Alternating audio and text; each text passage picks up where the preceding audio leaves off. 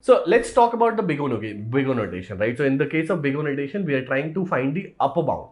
That okay, whatever is the time complexity, either it's exactly this or max to max it can reach this, right? So max or exactly this, right? So that is basically a big O notation, right? So basically the upper bound we are trying to find, let's say in the case of let's say bubble sort, right? We check, let's say bubble sort, right? So bubble sort, the time complexity here we'll say that okay, it's O of n square. Why? Because either it's going to be exactly this or max to max this is going to be this. It will always be lower than O of n square, right? Again, in the case of selection sort also you can take the same thing, right? So that's exactly what we talk about in the case of big O notation, right? So let's talk about a few examples. So let's take here. So for let's say I say just to remind back upon it how we calculated that. So let's say we have an equation of 5n square plus 3n plus 150. So we'll ignore these leading these lower order terms. We'll ignore the leading constant. So we'll be able to calculate this O(n) square. Again, if we have another example, let's say we say 4 of n plus 3 of log n plus 150. So again, we'll ignore the lower order terms and we'll ignore the leading constant. So we'll understand that okay, it's O of n, right? Now, this is again a short trick that we use, but honestly, mathematically also you need to prove it, kind of, right?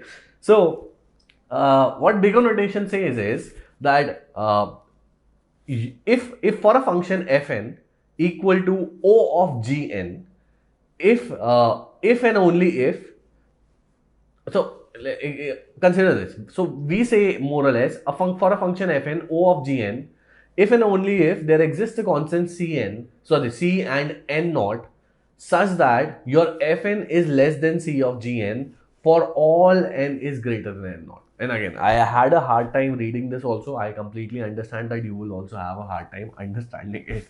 So don't worry. What we are going to do is we are going to prove the mathematical functions along the way. So you hold on tight. So for example, let's say we have our, so for example, let's write the basic, what the definition says. The definition says for a function f of n is less than c of gn. So we are adding a constant c against it and we are trying to find gn here for all n such that n is greater than equal to n naught, right? So again, we'll write the same thing. So for example, what is our fn? Let's take an example of fn as 4n plus 1. And again, so for gn, again, since we know that okay, the time complexity O of n, but again we need to mathematically prove that this condition is satisfied. So let's say in the case of gn, let's use n here, and again obviously we have the constant c, right? So in this case, for all n greater than equal to n naught, right? So now obviously first we need to find the value of c, right? That there exists some c and n naught such that, right? So again, what's the value of c?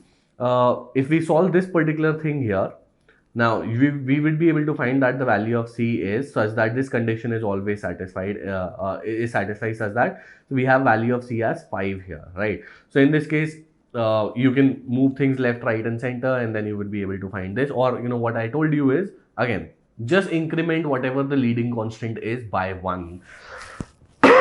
Excuse me. So that's exactly what you can do. Again, you can also do so. Again, we need to find the value of n naught, right? So again, this condition is valid, but again, it's only valid till a certain point, only after a certain point, and we need to find what is that certain point. So we'll say 4n plus 1 is less than or equal to 5 of n, right? So in this case, when we solve this, we particularly would be able to find that the value of n in this case would be, so let's say 4n minus 1, so would be 1, right? So n naught is greater than 1. So for all the values of n naught and c, that is for n naught that is 1 and c is equals to 5, this condition will always hold true, that is fn is less than or equal to c of gn.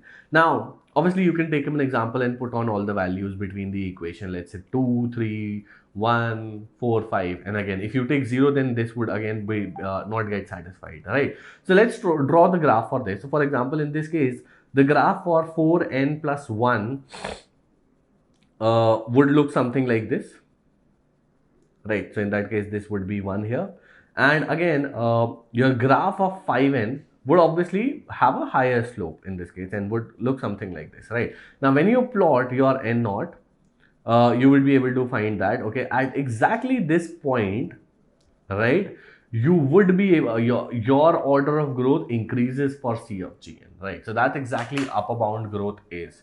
So now moving ahead further, in this case, just to show you a few quick things, just give me 1 second. Right. So there are a few examples of order of growth. So for example, let's say if I say 5n plus, let's say 2 in this case, and we say n by 6 plus 2 of log n, and there are a few other examples that you would be able to see, right? So for let's say one more thing, that is n by 6 here. So all of these belong to O of n. Again, you would see a few examples here for O of n square. You would see for a few examples of O of 1 here, right? So now one more thing is, if you noticed a little clearly, we have a value called as 400 here as well. Now, what do you mean by 400 as a value? Obviously, 400 as a value should be in O of 1 here, but it is there in O of n. So by definition, when we say for big O notation, we are calculating the upper bound. So let's say if the value is 400, even if we say that the upper bound is O of n, that condition is true. That condition is true. Don't worry.